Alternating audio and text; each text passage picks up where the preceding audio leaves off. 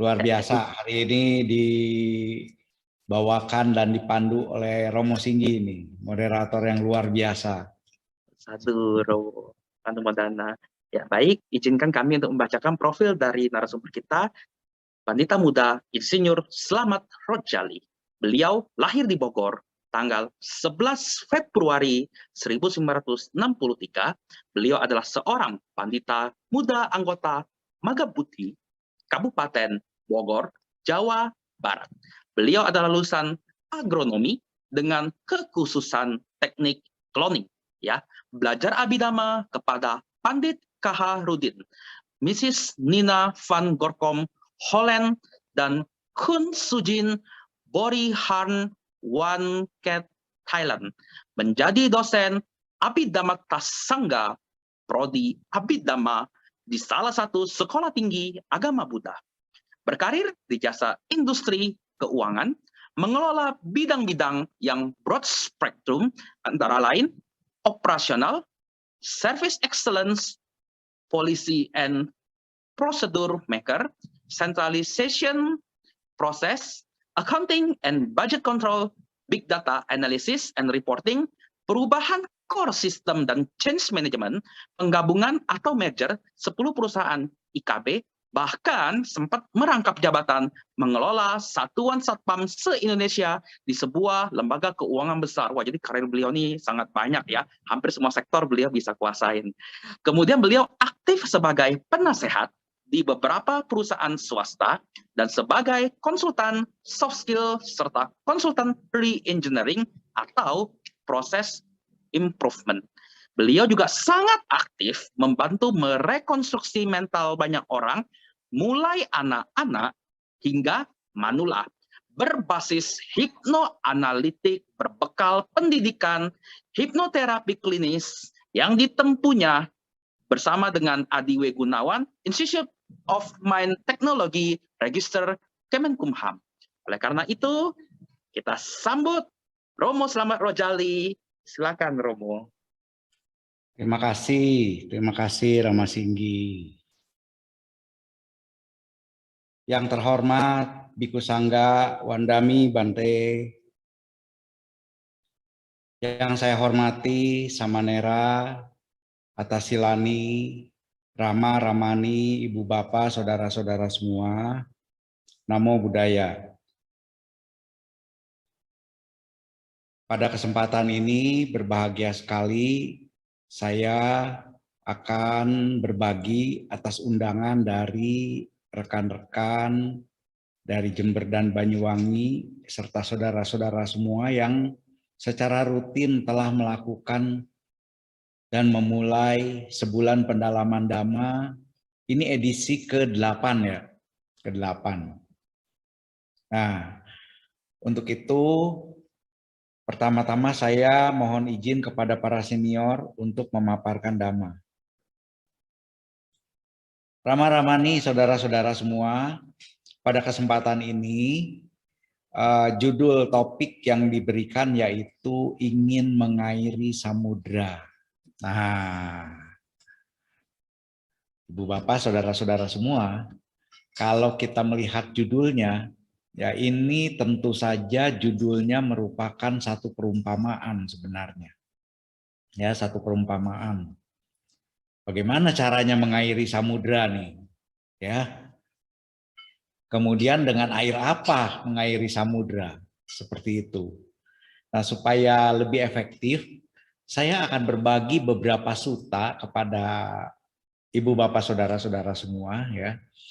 Jadi pembahasan kita pada hari ini menyangkut beberapa sutta penting sebenarnya, ya, beberapa sutta penting di mana seseorang dapat mengairi samudra, ya, mengairi samudra, ya. Samudra apa? Tentunya kita akan bahas nanti. Ada beberapa sutta ya yang terkait di situ. Untuk itu mohon izin saya untuk berbagi layar, share screen.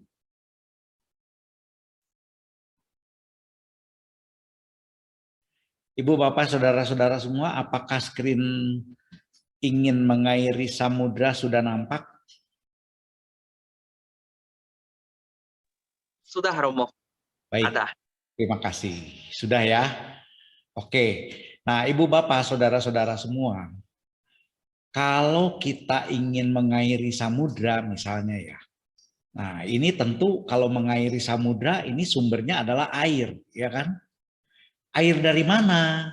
Nah, saya akan membawa saudara-saudara semua ya, membawa mundur dari samudra sampai ke sumbernya di mana itu air. Sehingga kita bisa mengairi samudra. Ya. Saya akan bawa mundur nih. Nah, ini kalau kita anggap ini pinggiran samudra nih. Samudra, di sini ada gambar lekukan-lekukan aliran air, ini adalah sungai yang menuju samudra. Ya, yang menuju lautan yang akhirnya menjadi ke samudra, begitu ya. Nah, air dari sungai ini kemana? Nah, kita lihat ini. Ini airnya ke area-area gunung nih, ya kan? Mengisi lembah-lembah, cekungan-cekungan gunung itu, ya. Air ini mengisi ke situ. Kita tarik lagi, ternyata semakin tinggi hingga ke puncaknya, ya. Hingga ke daerah puncak gunung, di sini ada air semua, ya. Nah, kalau kita pertanyakan kembali, airnya dari mana? Ya, ternyata air gunung itu ya, air gunung itu dari yang puncak gunung ya. Jadi seperti tadi dikemukakan ini ya, air-air ini mengisi yang sebelah atas terisi, ternyata dia syaratnya akan terisi apabila yang sebelah atasnya terisi lagi. Nah, air ini dari mana sekarang? Apakah tiba-tiba muncul dari bawah langsung naik ke atas? Apakah dari samudra naik ke atas? Nah, saudara-saudara, pasti ibu bapak, saudara-saudara semua ingat tentang hujan kan? Ya, ada hujan di puncak gunung nih, hujan. Ya, hujan di puncak gunung, dia akan mengairi puncak gunung, kemudian dia akan mengalir turun, mengisi cekungan-cekungan yang ada di dekat puncak gunung.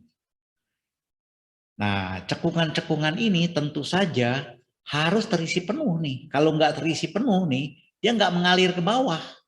Saudara-saudara, kalau sudah terisi penuh, dia barulah mengalir ke bawah. Ketika mengalir ke bawah, dia tidak langsung ke samudra, tetapi juga mengisi cekungan-cekungan berikutnya yang lebih rendah. Ada danau-danau kecil, ya, kemudian ada terbentuk air terjun, ya kan, seperti itu ya. Terisi semua di sini, terisi lagi semua. Begitu danau cekungan ini penuh, mulai mengalir ke sungai, mulai mengalir ke pantai, dan akhirnya ke samudra. Nah, saudara-saudara, kira-kira demikian tuh perjalanan air, ya, secara alamiah, ya, secara alamiah. Nah, ini perjalanan air secara alamiah, saudara-saudara, secara alamiah, ya. Nah, secara alamiah tentunya, ya.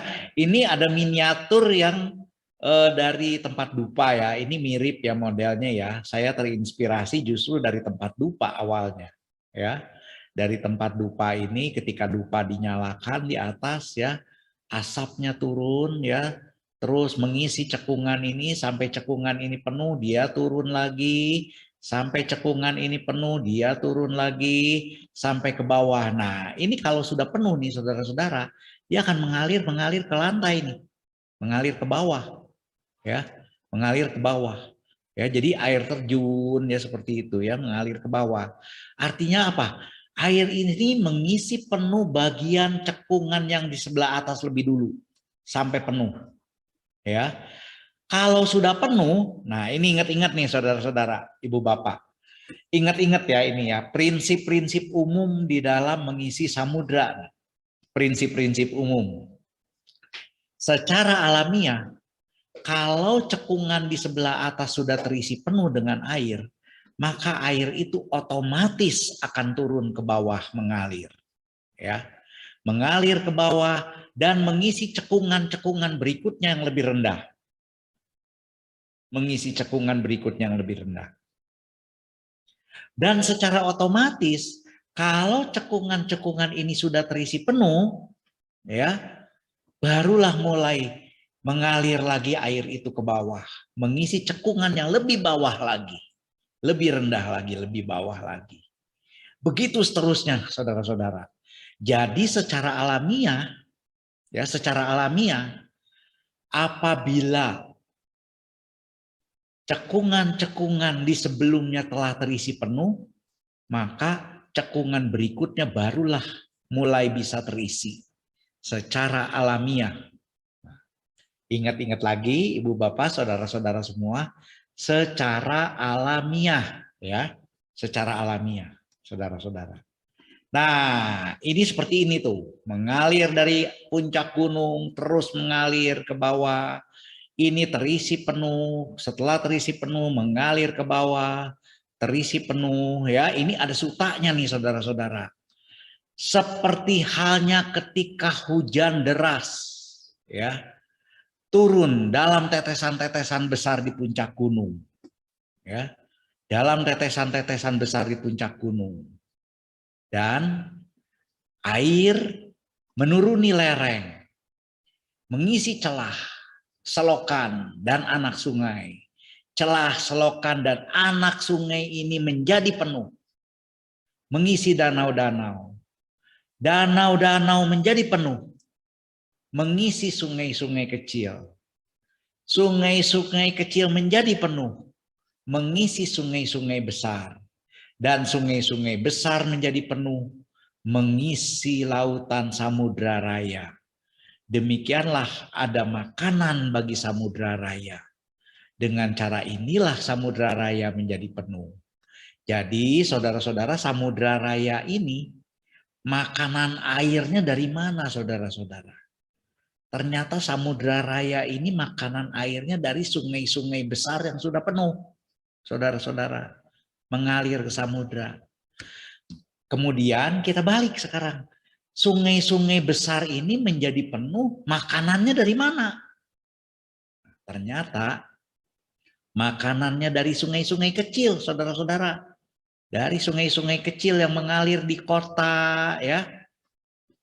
Nah, sungai-sungai kecil ini, saudara-saudara, bisa penuh. Makanannya dari mana? Dari sungai-sungai kecil yang danau-danau yang lebih tinggi. Danau-danau yang lebih tinggi menjadi penuh. Itu makanannya diisi dari aliran anak sungai yang di atasnya. Apabila aliran anak sungai itu sudah penuh. Nah, aliran anak sungai ini menjadi penuh, saudara-saudara, selokan, celah-celah menjadi penuh, makanannya dari mana? Makanannya dari air yang mengalir lewat lereng, mengisi celah, selokan, dan anak sungai, saudara-saudara.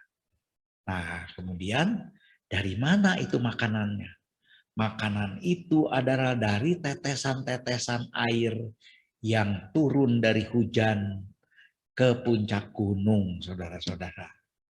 Ini sutanya namanya Awija Suta, saudara-saudara.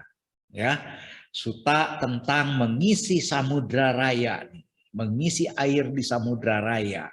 Ya, apakah hujan itu punya keinginan untuk mengisi air samudra raya? Nah, kita lihat di sini. Kalau dilihat seperti ini adalah secara alamiah ya saudara-saudara ya. Secara alamiah tentunya akan turun seperti ini.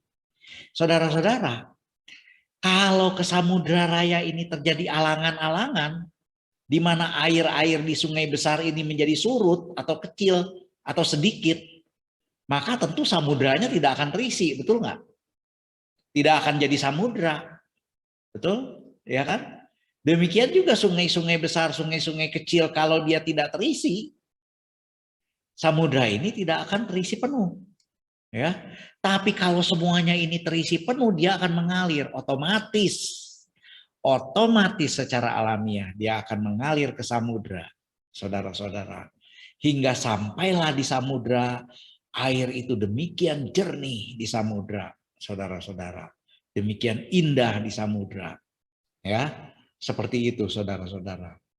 Nah, saudara-saudara, sekarang bagaimana kalau di sepanjang jalan air mengalir menuju samudra, saudara-saudara, air itu tercemar, saudara-saudara. Kalau sepanjang jalan itu airnya tercemar, Samudranya juga tercemar loh, saudara-saudara. Ya, tercemar. Jadi air yang mengalir dari puncak gunung yang tadinya jernih, saudara-saudara, itu bisa sampai ke samudra, bisa tidak sampai. Kalau dia kekeringan, tidak sampai. Ya, atau bisa sampai juga. Apakah sampainya pasti jernih?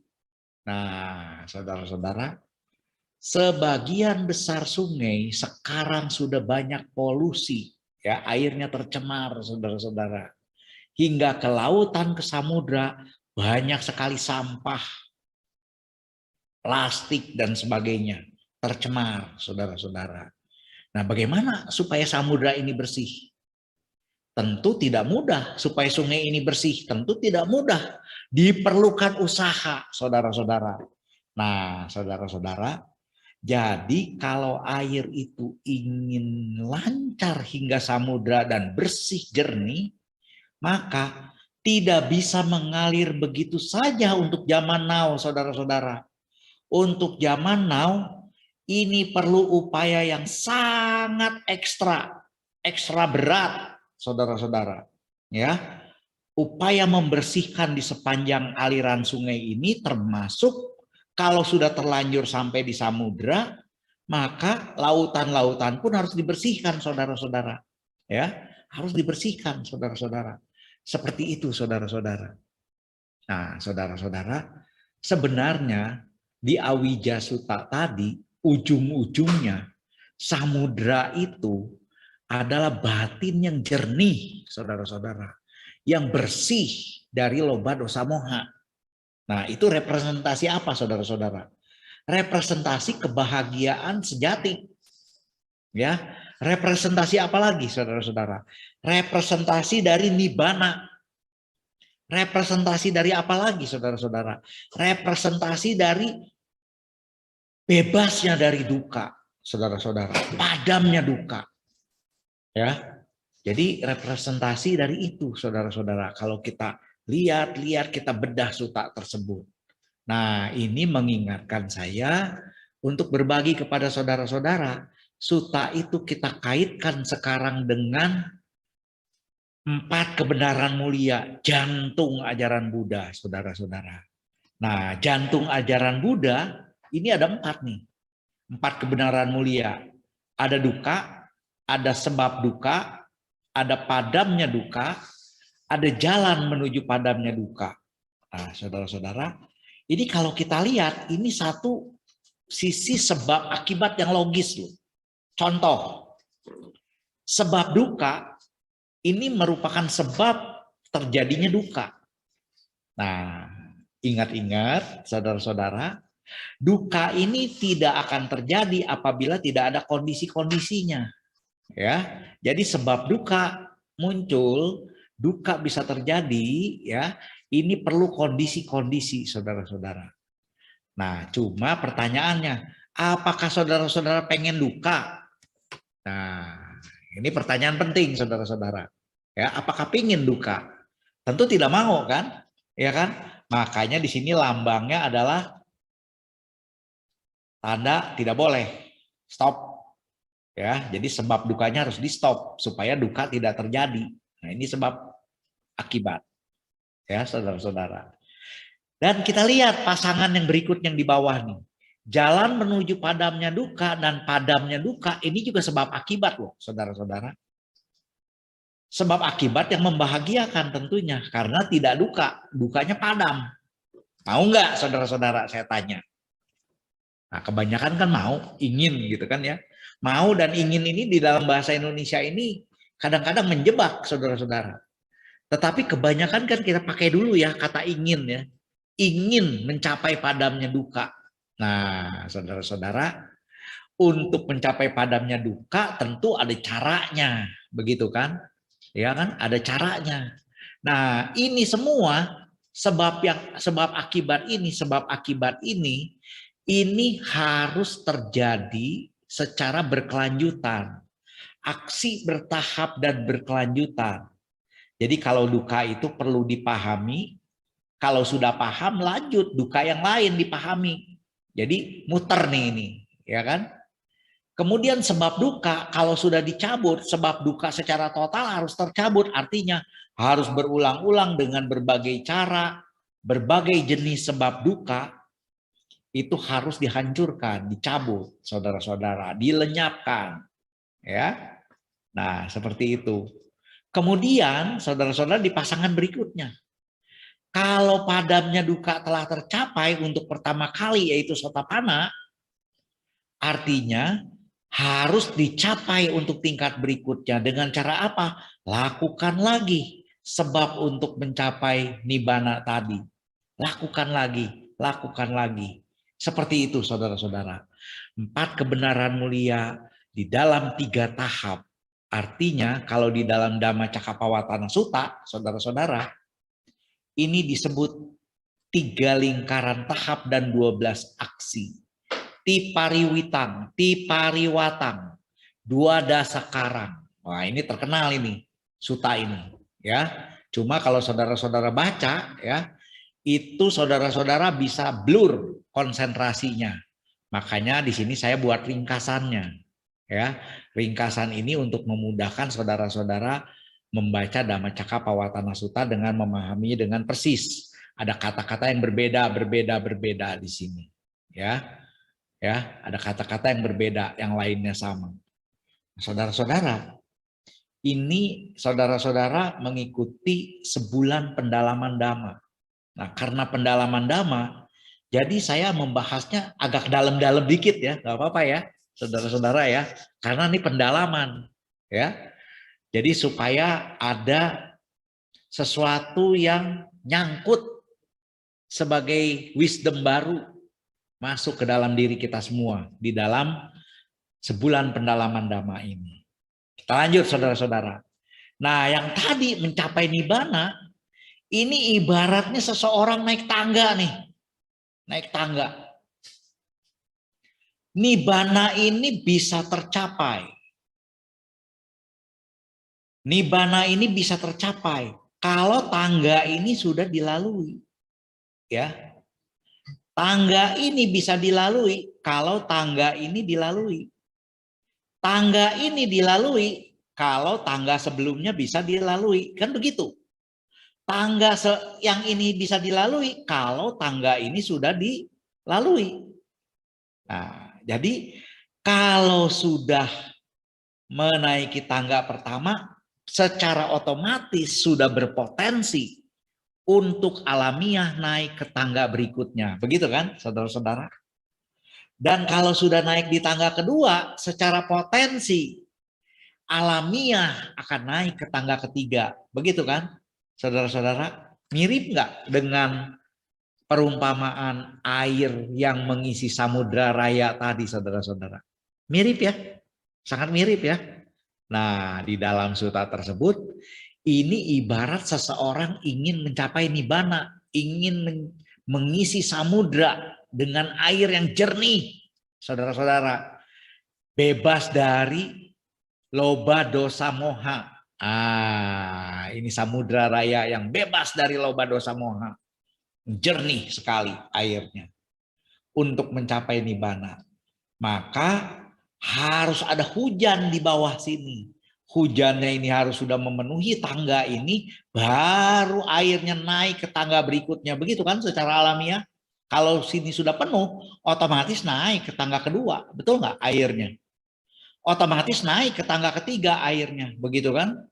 Terus naik sampai di sini barulah mencapai nibbana. Artinya saudara-saudara, untuk mencapai nibbana, kondisi terdekat apa? Makanannya.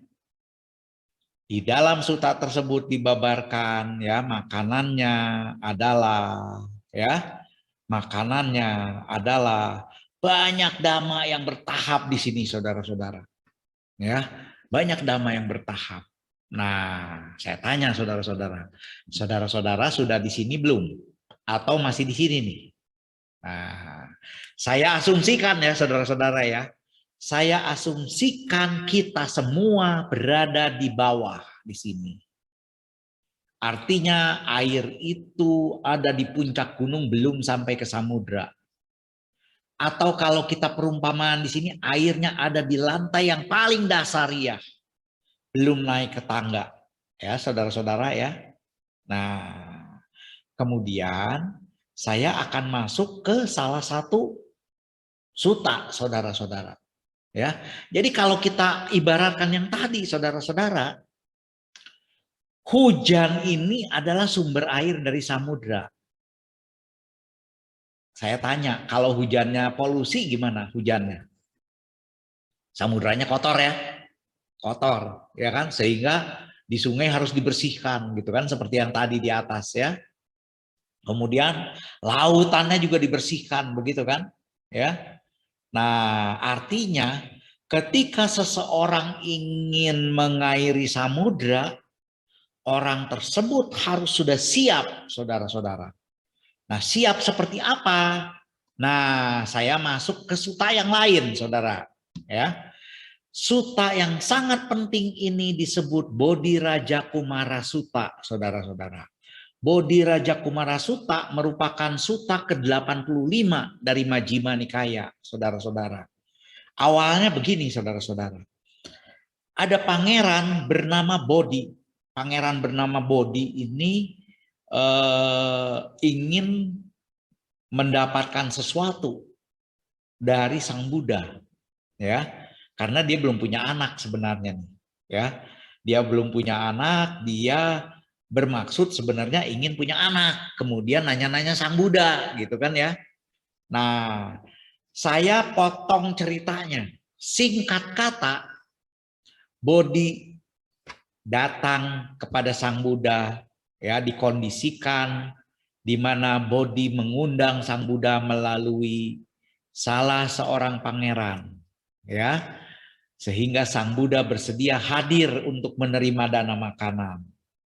Setelah bertutur sapa, dana makanan telah berlangsung, akhirnya terjadilah diskusi dhamma istilahnya, ya, diskusi dhamma, di mana Pangeran Bodhi bertanya kepada Sang Buddha, Sang Bagawa, berapa lama orang yang belajar kepada Sang Bagawa dan Sang Bagawa membabarkan dhamma, orang itu mengikuti Sang Bagawa, dia bisa berhasil mencapai tingkat yang tertinggi, saudara-saudara.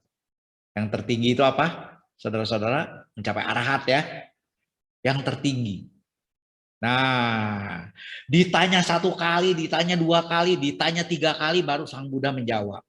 Menjawabnya bagaimana? Nah, ini ada hubungan dengan gambar gajah, saudara-saudara.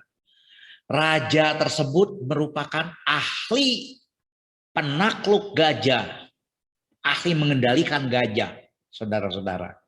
Ditanya oleh Sang Buddha.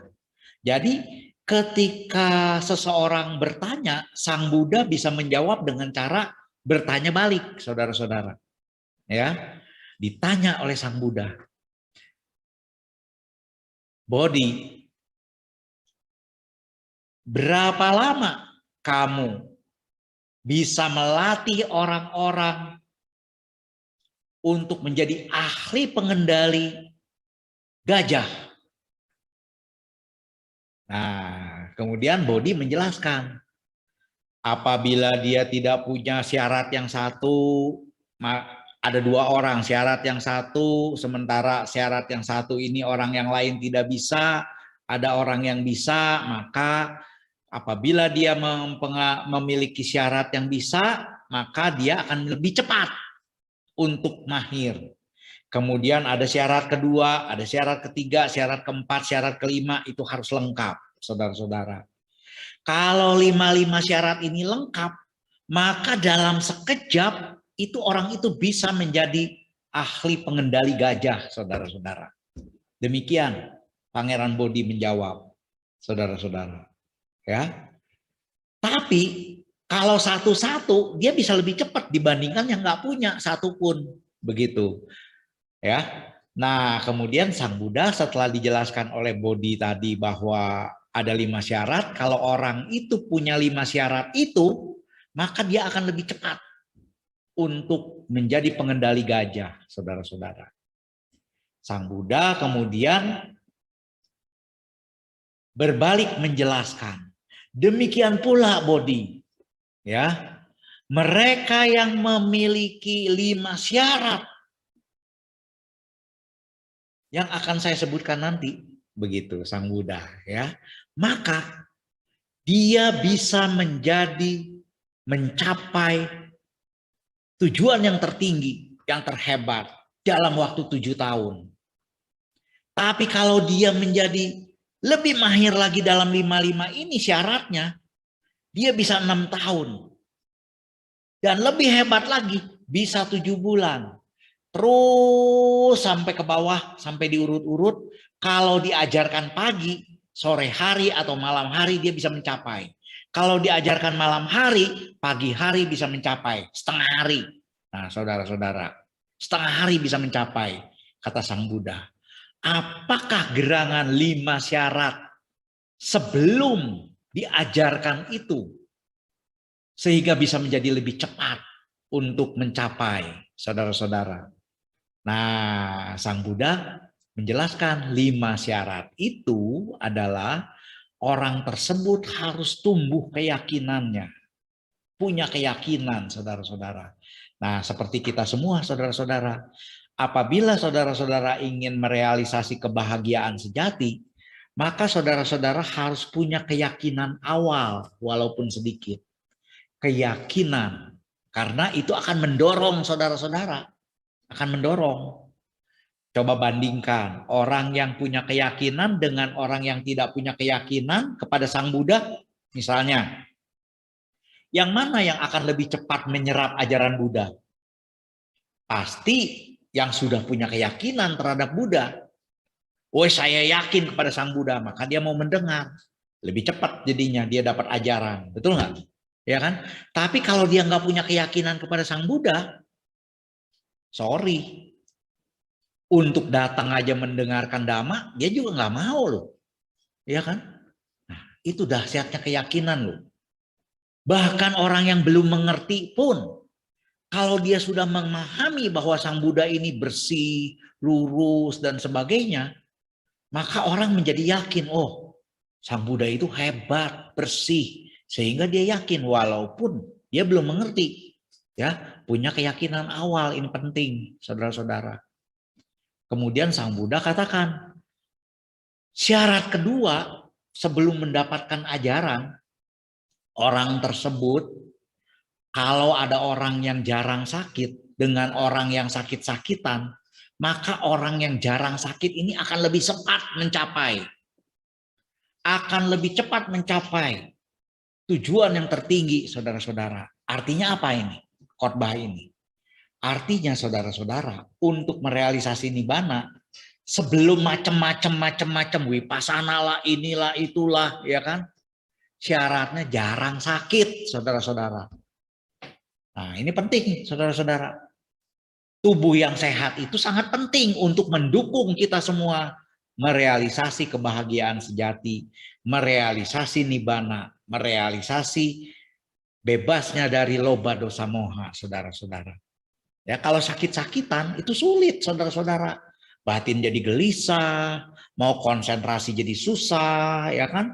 Perlengkapan badan juga menjadi menderita, ya kan? Oleh karena itu, supaya jarang sakit, saudara-saudara, lakukan beberapa hal. Beberapa hal ini sebenarnya tersebar di suta-suta dan winaya, saudara-saudara. Yang pertama, contohnya sanitasi. Jaga kebersihan. Kebersihan air, kebersihan di rumah, cuci tangan, pakai masker. Nah, ini kan kebersihan, saudara-saudara. Mandi, ya kan, kebersihan. Jangan sampai saudara-saudara berwipasana menjadi meditator menjadi malas mandi, saudara-saudara. Ada loh yang begitu loh. Udah meditasi di retret misalnya, malas mandi. Nah, ada saudara-saudara. Mungkin karena terlalu dingin atau apa, ya ntar lagi, ntar besok mandinya. Nah, ini secara sanitasi itu mengganggu saudara-saudara, penuh debu, ya kan? Baru mau konsentrasi, bersin. Nah, saudara-saudara repot. Ya. Jarang sakit ya saudara-saudara, itu sanitasi. Kemudian secara internal bagaimana? Makan makanan yang bergizi, yang bagus, saudara-saudara. Makanan bergizi. Ya, yang seimbang makanannya. Bergizi. Ya, yang baik, kondusif. Minum yang cukup, saudara-saudara. Karena apa? Sel-sel tubuh kita ini, ya saudara-saudara, meluruh, hancur lebur setiap detik, saudara-saudara. Banyak sel yang hancur, ya. Makanya sel-sel yang hancur itu jangan dipendem di badan sendiri, harus dibuang. Jangan nahan buang air besar, nahan buang air kecil, saudara-saudara. Itu repot. Bagaimana kalau lagi meditasi kebelet pipis, saudara-saudara? Kan repot, iya kan? Nah, saudara-saudara, jadi harus mendukung itu semua. Kemudian air dan makanan bergizi itu merupakan asupan makanan untuk sel-sel baru yang terbentuk supaya segar dan prima. Sehingga batin yang muncul dari badan yang segar dan sehat itu menjadi lebih kondusif, saudara-saudara. Ya, menjadi lebih bagus. Contoh yang ketiga, hidup seimbang, saudara-saudara. Mata nyuta. Mata nyuta itu keseimbangan. Mata nyuta kan ada mata nyuta cabak tasming. Nah, itu hidup yang seimbang. Ada bojane mata nyuta. Nah, itu hidup seimbang dalam makanan. Tidak lebih dari jam sekian misalnya, ya kan? Itu makanan seimbang. Kemudian ada mata nyuta dalam bentuk istirahat, saudara-saudara. Ya, kapan kerja, kapan istirahat, kapan main belajar dhamma, kapan bermain, kapan ke pasar, ya, kapan dagang, ya. Nah, ini keseimbangan ini saudara-saudara harus dimiliki. Kalau tidak, begitu giatnya sampai mati-matian untuk mencapai nibbana, stretching sampai tersiksa badan sendiri, batin sendiri sampai tersiksa. Ingat-ingat pengalaman Sang Buddha. Ya, sebelum menjadi Buddha, ketika masih menjadi Pertapa Gotama itu berkelana, berguru ke sana kemari, ya, meninggalkan keduniawian, ya, yang penuh dengan nafsu, berkelana ke sana kemari hingga mencapai tingkat-tingkat ketenangan batin yang tinggi dengan cara stretching yang sangat ekstrim, penyiksaan diri, saudara-saudara. Nah, itu di dalam Bodhi Raja Kumara ada loh, saudara-saudara, penjelasan itu. Ya, cuma sayangnya di Bodhi Raja Kumara Sutta itu, saudara-saudara, ketika saudara-saudara baca, nanti titik-titik-titik sama dengan Sutta nomor sekian, nomor 26 misalnya, atau nomor 25, pasal 15 sampai 17 misalnya. Nah, loh saudara-saudara, Bodhi Raja Kumara Sutta ini Sutta nomor 85. Ada titik-titik-titik sama dengan Sutta nomor 25. Jadi saudara-saudara harus buka Sutta ke-25. Apa gerangan isinya? Nah, loh kayak begitu, saudara-saudara. Kan repot. Nah, saya sudah ambil singkatnya, saudara-saudara, ceritanya. Ya, jadi saudara-saudara nggak usah pusing lagi nih. Guidance-nya begini aja. Kalau saya udah baca semua tuh. Dari 85 pindah dulu ke 25. Ayatnya ayat berapa? Oh, ayat segini. Oh, ternyata ceritanya begini. Nah, sampai akhirnya Sang Buddha melihat ada satu tempat. Oh, tempat itu ternyata indah. Tempat tersebut ternyata ini kondusif untuk mencapai perjuangan yang berat tadi. Nah, saudara-saudara, ingat-ingat tuh. Artinya mencari tempat yang sesuai itu bukan loba loh, saudara-saudara. Ya, untuk berjuang, tempat yang nyaman untuk berjuang merealisasi nibbana. Nah, Pertapa Gotama melakukan itu, saudara-saudara. Ya, melakukan itu, saudara-saudara. Beliau awalnya teringat kepada kisah ketika beliau masih menjadi pangeran sebelum menjadi Buddha. Ketika menjadi pangeran, beliau itu bersama ayahnya di suatu taman. Ayahnya pulang kerja berat dan sebagainya, beristirahat di suatu taman. Pangeran Siddhartha ketika itu karena sangat nyaman, kondusif, hingga mencapai jana, saudara-saudara, pada saat itu. Nah, Pertapa Gotama pada saat itu merenungkan bahwa ada satu kondisi yang sangat tepat untuk berjuang, yaitu tempatnya nyaman, indah, kondusif, tenang, seperti itu ya. Nah, jadi saudara-saudara seperti itu tuh, jarang sakit tuh. Ya, harus kondisinya prima. Termasuk tempatnya nyaman, saudara-saudara. Ya, yang kedua ini. Nah, kemudian lanjutnya apa? Nah, dia harus memiliki sikap batin yang jujur dan tulus, saudara-saudara. Kalau nggak jujur dan tulus, dia bisa sombong. Bagaimana mau mendengarkan dhamma? Ya toh? Bagaimana mau mendengarkan dhamma kalau nggak jujur, nggak tulus? Ya kan? Harus jujur dan tulus. Ya, ketika mendengarkan dhamma, jangan sok tahu, saudara-saudara. Wes, ini saya udah tahu lah, kecil lah apa yang diajarkan nih. Misalnya seperti itu. Wes, tentang dana kecil, tentang sada, wah bukan tertinggi ini dhamma katanya. Nah, ini hati-hati saudara-saudara. Hati-hati itu yang seperti itu tuh. Batin yang seperti itu.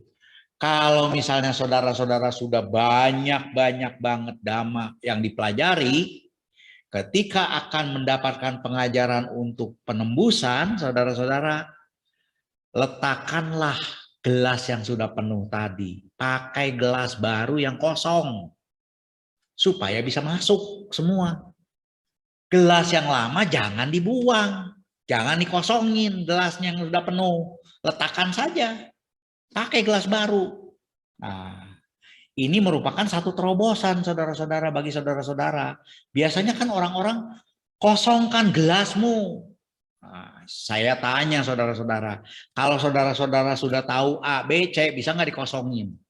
Kan nggak bisa, ya kan? Gelasnya memang udah penuh, ya kan? Jadi pakai gelas baru, ya untuk menampung. Oke, ya. Nah, kemudian orang tersebut harus bersemangat, saudara-saudara. Kalau ada dua orang, satu malas-malesan, satu gigih dan bersemangat, mana yang bisa berhasil lebih dulu? Nah, tentu yang gigih dan bersemangat, saudara-saudara, bisa berhasil lebih dulu. Nah, kalau ada orang yang bijaksana dan yang tidak bijaksana, kemudian mendapatkan ajaran Buddha, lebih mudah yang mana untuk berhasil? Tentu yang bijaksana, saudara-saudara. Makanya kebijaksanaan dan sebagainya ini prasyarat sebelum melangkah jauh-jauh nih, kebijaksanaan ini harus dipupuk. Caranya bagaimana? Saudara-saudara bisa mengikuti sebulan pendalaman dhamma seperti yang diikuti sekarang. Itu salah satu meningkatkan kebijaksanaan, saudara-saudara. Ya, kemudian bisa merenungkan dhamma, berdiskusi dhamma. Nah, saudara-saudara, jadi 5 prasyarat inilah Bodhi, kata Sang Buddha. Apabila seseorang memiliki 5 syarat ini di dalam batin dia, maka ketika saya latih dia, dia akan mencapai kesucian yang tertinggi, ya, terbebas, ya, bersih, pengetahuan yang sempurna, ya, dalam 7 tahun. Atau dalam 6 tahun paling lama, atau dalam 7 bulan, 6 bulan, 7 hari 7 malam, 1 hari 1 malam, atau setengah hari sudah mencapai, saudara-saudara. Ya, nah 5 ini syaratnya. Ya, jadi saudara-saudara, artinya, ya, artinya saudara-saudara, untuk mencapai nibbana, walaupun dia masih di bawah, dia perlu kelola yang 5 tadi itu. Kemudian untuk mencapai nibbana nih syaratnya apa? Syarat terdekat untuk mencapai nibbana, saudara-saudara, ya, ini syaratnya adalah, nah ini nibbana ini kan mencapai asawakaya nyana, saudara-saudara. Ya, syarat terdekatnya ini wimuti, saudara-saudara. Sedangkan kita adanya di sini nih sekarang nih, kenyataan saat ini. Digempur oleh paticca samuppada, saudara-saudara. Dihantam setiap saat oleh paticca samuppada, saudara-saudara. Ya, untuk mencapai nibbana di sini Nah, dari sini untuk loncat ke sini itu tidak mudah, saudara-saudara.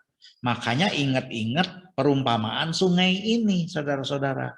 Perumpamaan sungai ini ya, artinya untuk mencapai nibbana syaratnya adalah wimuti. Untuk mencapai wimuti syaratnya adalah wiraga.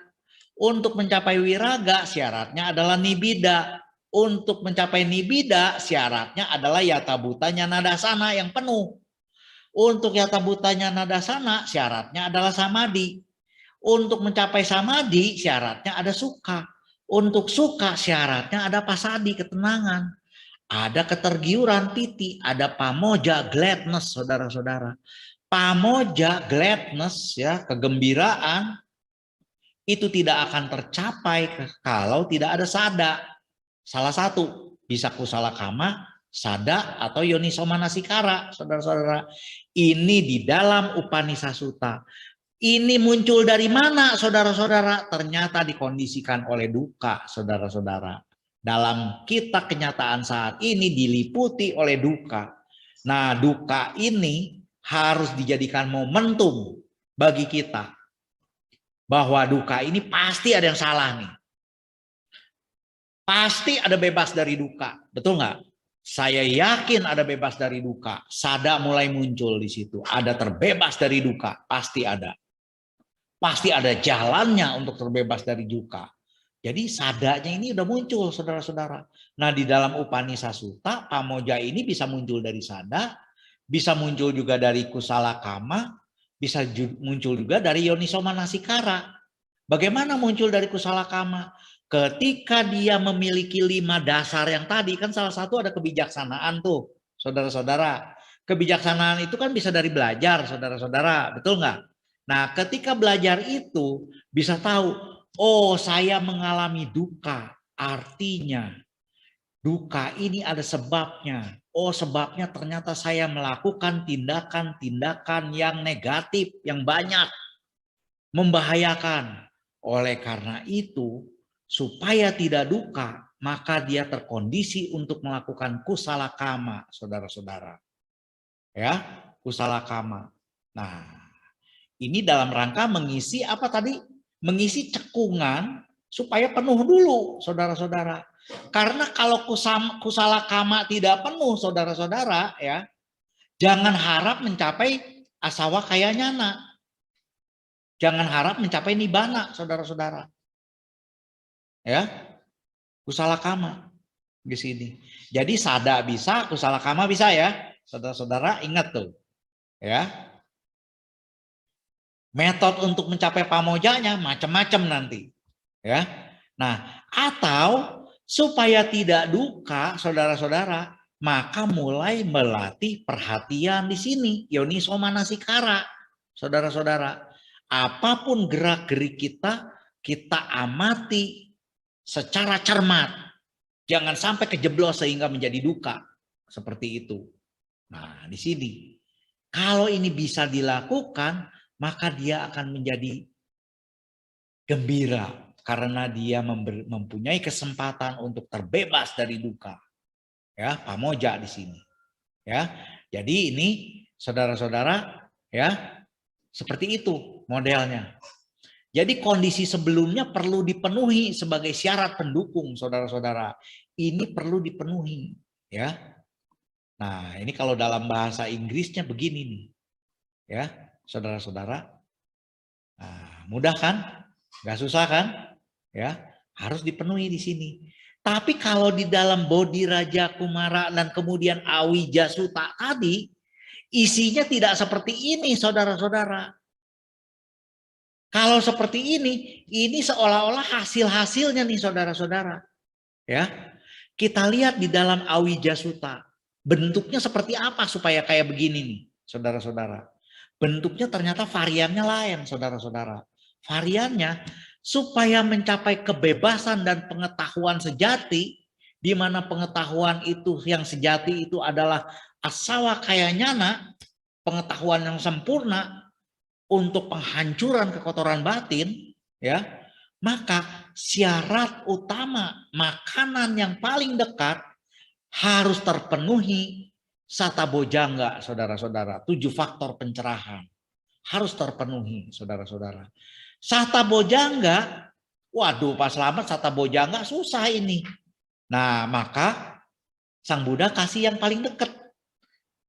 Supaya satabojangga terpenuhi, makanannya apa? Makanannya adalah 4 landasan perhatian murni. Latihan satipatthana, saudara-saudara.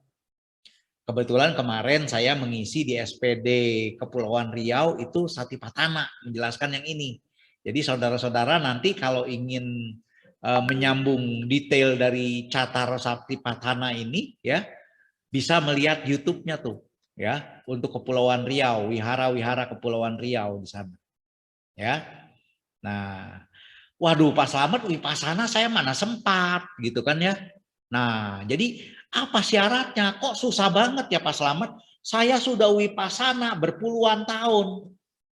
Tapi masih tetap aja stres hidupnya. Gimana dong? Masih jauh nih saya nih. Apa syaratnya? Ternyata saudara-saudara, agar Vipassana ini mulus, maka selain 5 yang tadi, maka tangga yang paling dekat harus sudah dilangkahi dulu. Tangga apa itu? 3 jenis perbuatan baik, yaitu perbuatan baik melalui ucapan, perbuatan baik melalui jasmani, perbuatan baik melalui pikiran, saudara-saudara. 3 jenis perbuatan baik ini tidak akan lepas. Ini harus bagus dulu, sehingga latihan Mahasatipatthana menjadi lancar, saudara-saudara. Kalau ini tidak bagus, Satipatthana jeblok, saudara-saudara. Ya, jadi tidak bisa bypass, saudara-saudara. Kalau bypass ibarat naik gunung akan dipaksa turun ke tingkat sebelumnya. Tingkat sebelumnya adalah 3 jenis perbuatan baik disempurnakan. Makanya para bodhisattva kan itu mau menyempurnakan apa? Paramita, perbuatan-perbuatan baik. 10 paramita. Bahkan tingkat rendah, tingkat menengah, tingkat tinggi. Artinya 10 kali 3, 30 jenis. Saudara-saudara paramita dilakukan oleh bodhisatta. Ya. Nah, supaya tini sucarita penuh, apa syaratnya? Syaratnya indranya dikendalikan dong. Ya kan? Kendalikan indera, pengendalian indera, saudara-saudara. Nah, bagaimana supaya indera bisa terkendali? Lakukan yang tadi tuh yoniso manasikara atau sati sampajana. Dalam setiap gerak-gerik kita amati secara cermat. Apapun aktivitas kita, amati dengan cermat. Ya. Nah, wah Pak Slamet, mengamati dengan cermat ini susah. Syaratnya apa supaya gampang? Syaratnya adalah, nah ini nih, punya keyakinan. Yakin enggak untuk mencapai? Kalau nanya terus di sini, sulit mencapainya, keraguan terus yang muncul, saudara-saudara. Perlu punya keyakinan. Ya. Nah, ini varian baru. Kalau di versi Upanishad Sutta, keyakinan itu dikondisikan oleh dukkha, begitu kan? Ya kan? Nah, di dalam Awija Sutta, keyakinan ini dikondisikan oleh mendengarkan dhamma yang sejati. Nah, kompatibel kan sebenarnya? Kalau belum yakin, dengarkan dhamma. Saudara-saudara sudah melangkah di sini nih untuk mencapai Wijang Wimuti nih. Mantap loh. Ya, Sada juga mungkin sudah punya. Makanya mau mendengarkan dhamma. Ya, bolak-balik nih. Ya kan? Waduh, Pak Slamet mendengarkan dhamma gimana? Bagi orang-orang yang nggak sempat dengar dhamma gimana? Nah, bergaullah dengan orang-orang baik, saudara-saudara. Bergaullah dengan orang-orang baik, saudara-saudara. Ya. Dalam Awija Sutta dijelaskan bergaullah dengan orang-orang baik. Kalau sudah dilingkupi oleh orang-orang yang hebat, yang baik, yang punya kebijaksanaan, yang penuh semangat, yang hidupnya sehat, yang punya keyakinan, ya kan? Kemudian juga dia tulus, ikhlas, ya, maka kita akan terinduksi, ya, sehingga kita mau mendengarkan kata-kata dia, kata mereka, dan kita memiliki keyakinan yang kuat. Meningkat terus ke atas, saudara-saudara.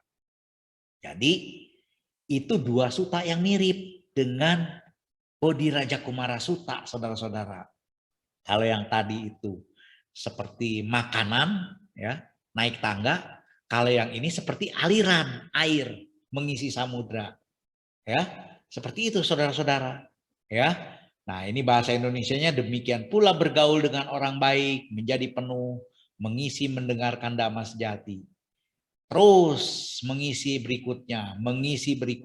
Jadi saudara-saudara, untuk merealisasi mengairi samudra tidak bisa langsung, ya, walaupun itu jalan satu-satunya yang menuju samudra, ya, tetapi itu harus dialiri terus sampai penuh untuk yang sebelum-sebelumnya. Dan sepanjang jalan aliran air itu harus dibersihkan, saudara-saudara, dengan daya upaya yang benar, ya, saudara-saudara. Jadi mirip menggerakkan batu raksasa dengan alat pengungkit. Kalau kita tarik ke arah bawah ini, pengungkitnya kita angkat nih dengan tepat, maka batu ini akan terlempar ke atas. Bisa kita prediksi. Nah, apa yang bisa memprediksi ini? Yang tadi, bergaul dengan orang yang bijaksana, dengan orang-orang baik, itu adalah kondisi pengungkit supaya kita lebih dekat, terlempar ke arah nibbana.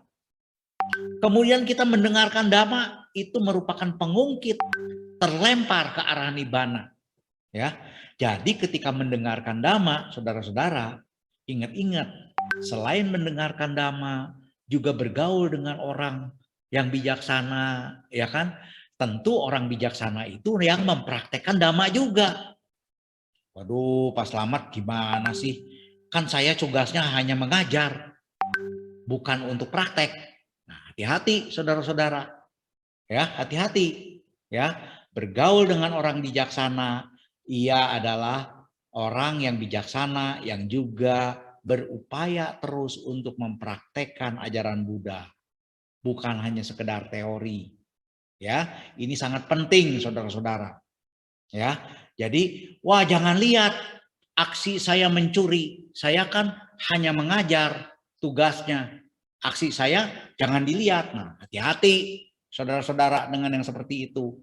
Ya, jadi sepanjang perjalanan itu saudara-saudara harus membersihkan jalan, membersihkan air sepanjang jalan air itu mengalir dari sampah-sampah kotor, dari polutan-polutan yang membuat polusi, saudara-saudara.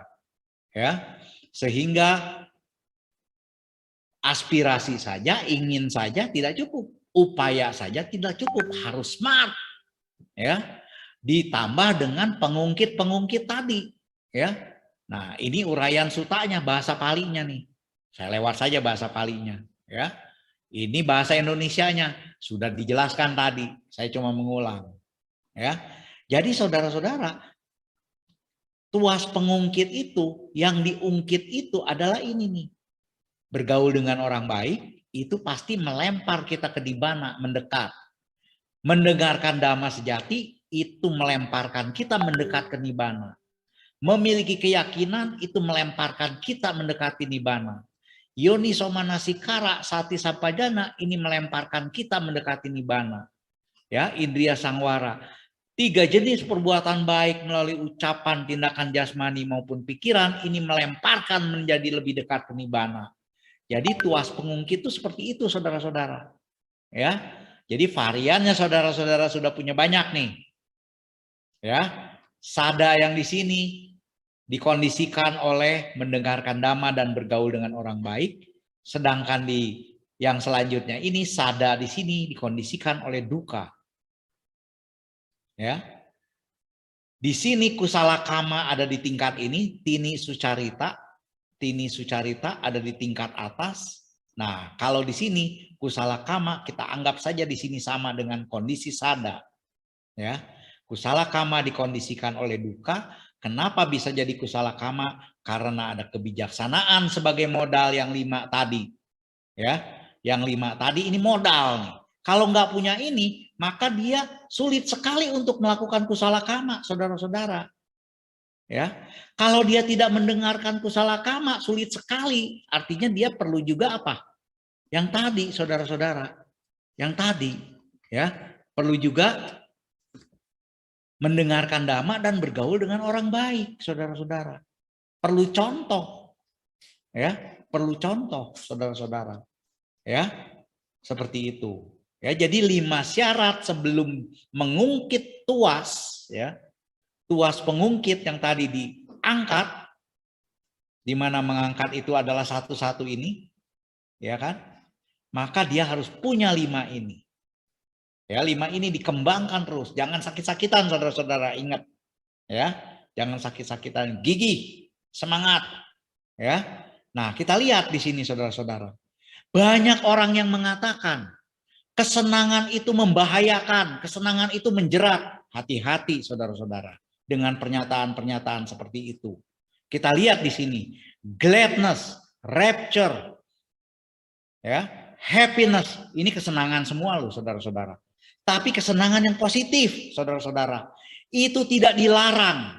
Dan untuk mencapai kesenangan-kesenangan kebahagiaan yang positif ini, saudara-saudara, ingat prinsip yang tadi, saudara-saudara. Ya, ingat prinsip yang tadi, saudara-saudara. Ya, tidak bisa hanya mengalir begitu saja, mengikuti aliran arus. Kalau sedih ya udah terima, sedih aja. Ya udah begitu. Gak bisa, saudara-saudara.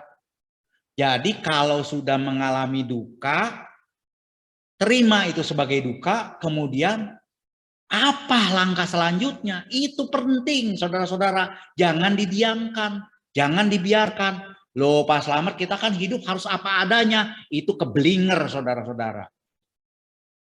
Pada saat menerima hasil karma, itu apa adanya. Betul, greed, ya. Tapi ketika kita sudah menerima itu dan menerima apa adanya, ya, maka kita harus berjuang bagaimana supaya kita move on, supaya kita tumbuh, saudara-saudara, supaya kita maju.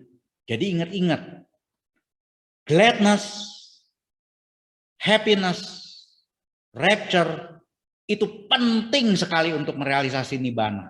Tetapi gladness, rapture, happiness yang ditumbuhkan dari keyakinan yang benar, dari kusala kama. Makanya di dalam Abhidhamma ada somanasa sahagata, maha kusala kama. Artinya apa? Kalau melihat di sini somanasa sahagata maha kusala cita, ya, itu harus sebanyak-banyaknya dilakukan, saudara-saudara, sehingga kualitas batinnya baik dan dia bahagia. Bukan tidak boleh lo bahagia lo. Dalam ajaran Buddha, sutta ini membuktikan, saudara-saudara, bahwa kebahagiaan itu sangat penting. Tapi kebahagiaan yang sangat penting itu ditumbuhkan dari saat ini dengan somanasa sahagata maha kusala cita. Ditambah dengan sada ini, lakukan yoniso manasikara. Ya, maka dia akan merealisasi nibbana dengan cepat seperti ini, saudara-saudara. Nah, saudara-saudara, apa yang saya sampaikan pendek saja sampai di situ, ya. Semoga ini dapat menambah wawasan di dalam sebulan pendalaman Dhamma.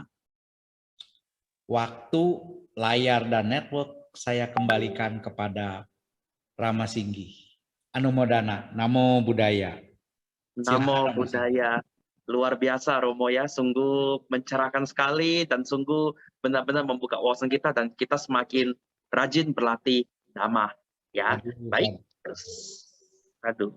Ya, baik Romo. Nah, ini sesi yang kita tunggu-tunggu ya pastinya Romo, sesi tanya jawab ya, karena paparan Romo di awal itu sangat maksudnya sangat sangat mengenakan Romo. Temanya juga sangat luar biasa Romo. Tapi semakin di ujung tuh semakin dalam, dan itu praktek semua Romo kayak gitu Romo. Itu sih yang saya tangkap Romo. Tapi kita langsung masuk saja Romo. Ini ada yang raise hand Romo, kita lihat banyak yang semangat ya Romo ya. Mulai dari Saudara Heri terlebih dahulu. Ya, silakan Romo. Silakan Saudara Heri untuk unmute dan aktifkan videonya. Silakan. Namo Buddhaya Romo. Namo Buddhaya Pak Heri. Kadang kita semua ingin mengairi samudra, tapi di dalam kehidupan ini ternyata keinginan itu banyak mengairi samudra. Contohnya saja di Parita Suci ada 3 jenis tanha, kama tanha, bawa tanha, wibawa tanha. Jika saya boleh bertanya, apakah ada nafsu keinginan yang buruk dan nafsu keinginan yang baik?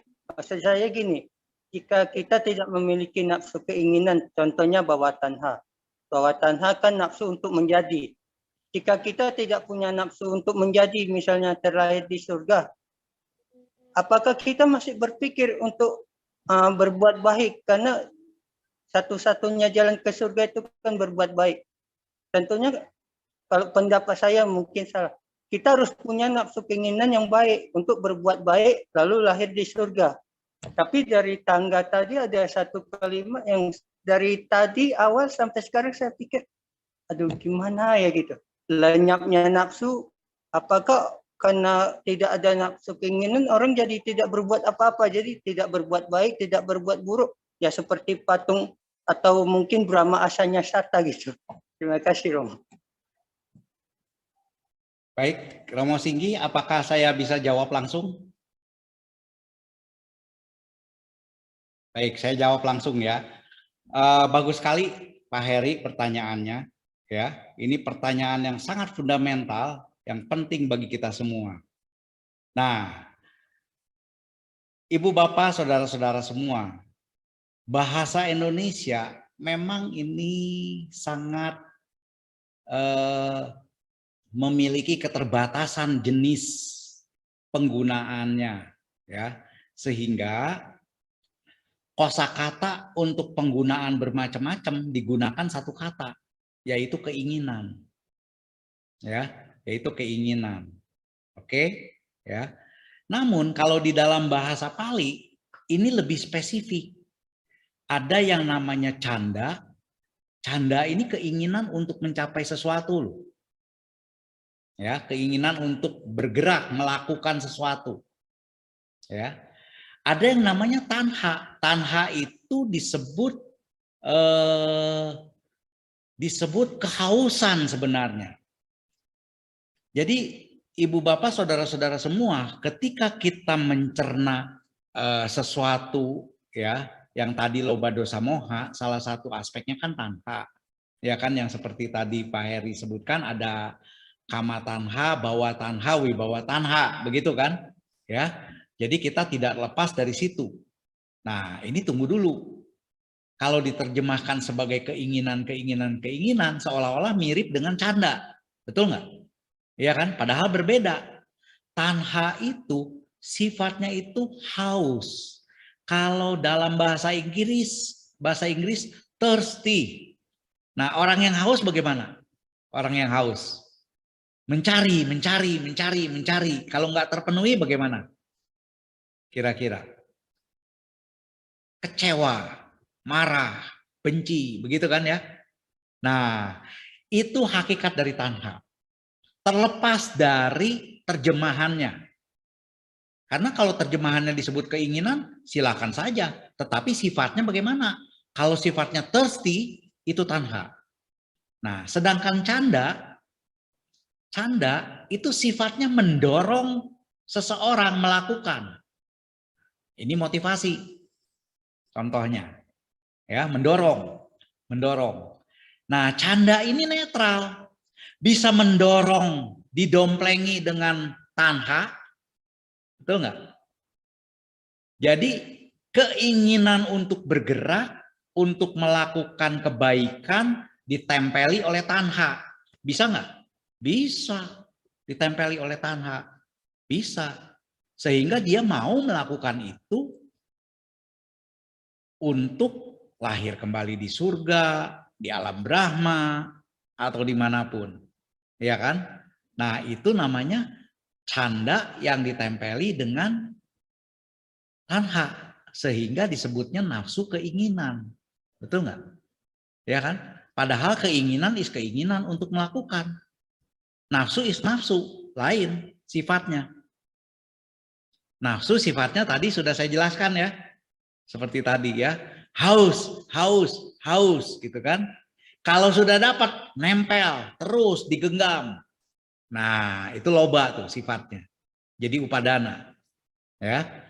Nah, sedangkan keinginan mendorong untuk melakukan.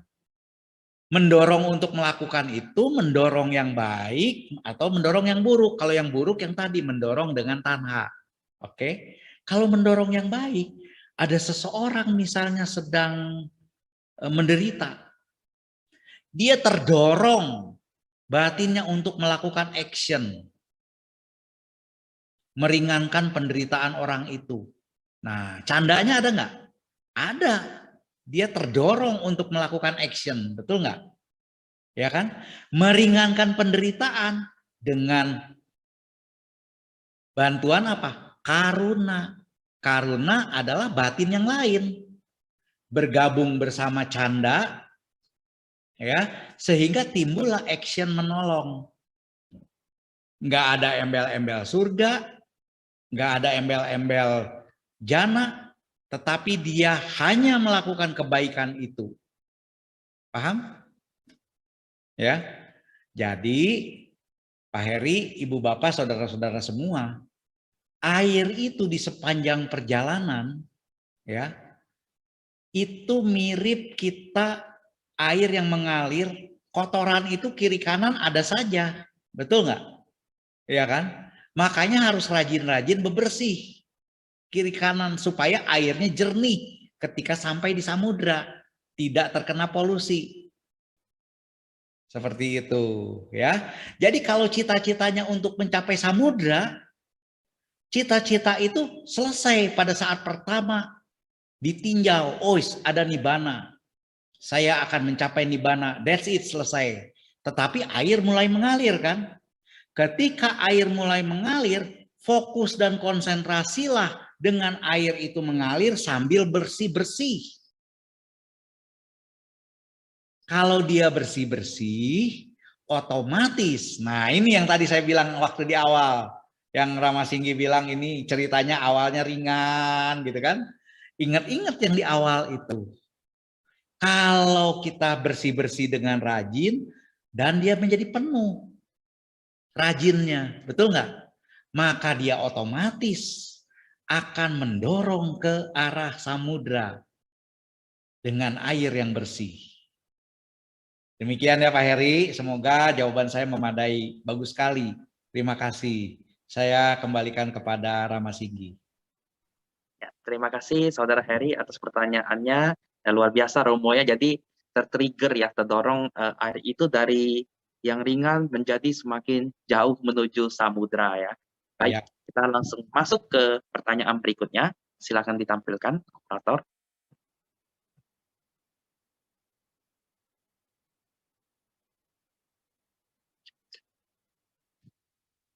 Ya, Romo, ini ada saya mungkin sebelum masuk ke operator, saya mau bertanya dulu, Romo.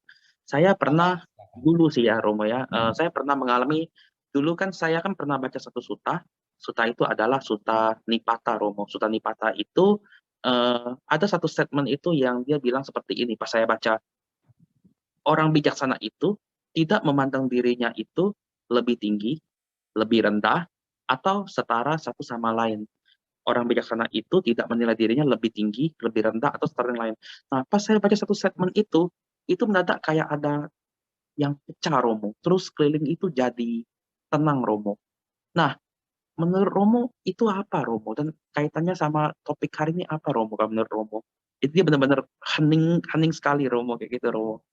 Bagus sekali Rama Singgi ya. Jadi pengalaman Rama Singgi ya, ini pengalaman yang luar biasa. Karena apa? Ketika pernyataan itu disebutkan di dalam tulisan Suta Nipata tadi, tidak menganggap dia lebih tinggi, tidak menganggap lebih rendah, tidak menganggap sama, tetapi dia menganggap dirinya apa adanya, begitu kan? Itu merupakan pengungkapan dari bebasnya dari mana, MANA, kesombongan. Dan ketika dia mencerap ke situ, maka sifat batin dia klop dengan itu. Klop dengan pernyataan tadi. Nah, itu tertrigger kebijaksanaan. Kebijaksanaan Rama Singgi dan Ibu Bapak semuanya, ya, itu bisa menenangkan. Agak berbeda dengan ketenangan belum tentu bijaksana, betul nggak? Ya, jadi begitu kebijaksanaan meningkat akibat satu pernyataan tertentu, itu bisa timbul ketenangan, bisa timbul kedamaian, bisa timbul kebahagiaan, bisa timbul piti, bisa timbul suka, bisa timbul pamoja, itu lengkap loh, bisa timbul dalam waktu yang sangat cepat. Ya, jadi Ibu Bapak, saudara-saudara semua, ini yang disampaikan oleh Rama Singgi ini menjadi insight juga buat kita semua. Ketika kita membaca satu sutta, itu dibaca dengan kedalaman hati, ya, itu akan impact-nya akan sangat bagus mendalam kepada kita. Dan itu merupakan salah satu dari tini sucarita yang tadi, 3 perbuatan baik, yaitu perbuatan baik melalui pikiran, ya, perbuatan baik melalui pikiran yang dikondisikan oleh membaca, belajar dhamma. Kan membaca kan ada unsur belajar dhamma di situ, tetapi kebijaksanaannya ikut karena sudah punya istilahnya. Nah ini Rama Singgi, Ibu Bapak semua, apabila tidak punya salah satu 5 syarat yang tadi, kan salah satunya kebijaksanaan kan. Nah, kalau kebijaksanaan di awal tidak terpupuk, itu tidak mudah untuk muncul kebijaksanaan hanya dengan membaca begitu. Tidak mudah. Tapi kalau sudah terpupuk, begitu baca itu secara komprehensif, istilahnya network batin itu sangat luas, secara komprehensif langsung memahami secara menyeluruh kalimat itu. Dan kebijaksanaan yang pernah dipupuk yang lalu-lalu secara komprehensif terdukung masak.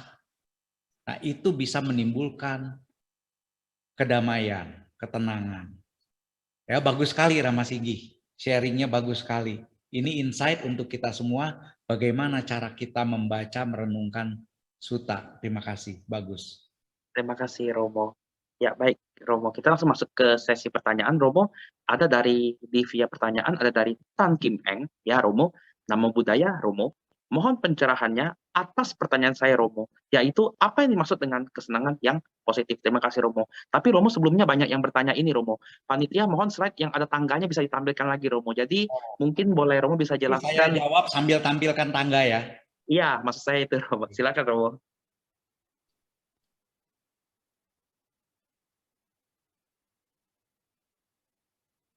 Sebentar ya.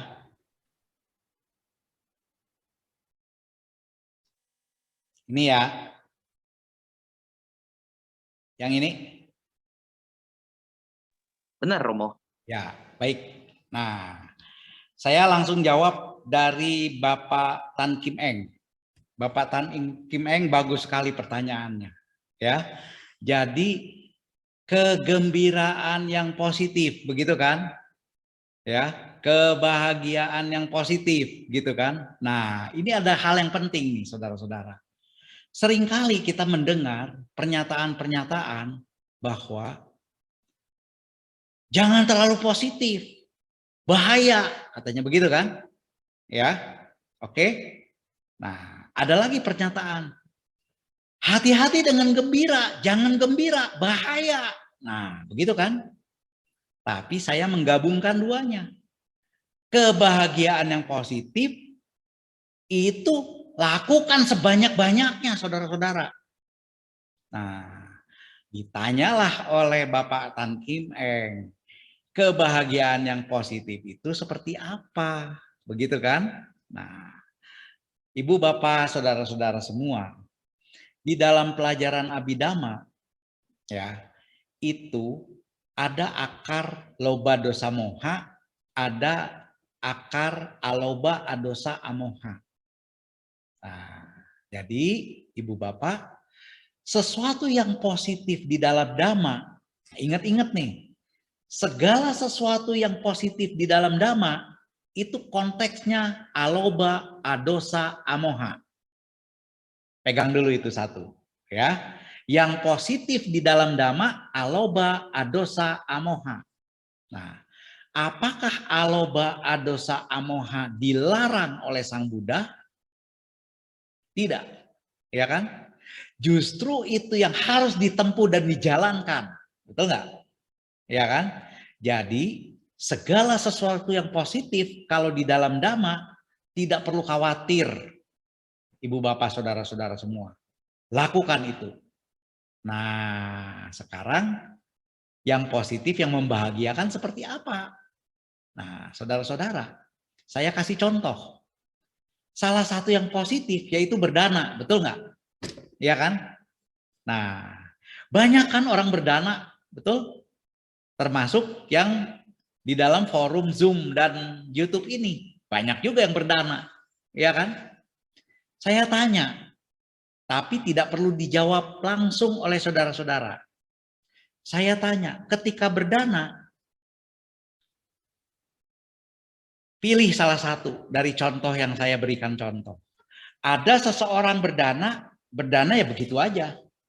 Cemplung, masuk, atau capture langsung pakai QR code-nya, ketik, selesai. Ada yang begitu. Ada seseorang yang berdana, karena dia berdana ya udah gue ikut aja berdana, gitu kan? Ada yang begitu. Tapi ada yang berdana sambil takut-takut. Nah, sampai uangnya dilecek-lecek, dikumal-kumal, baru dimasukin jari-jarinya yang dimasukin.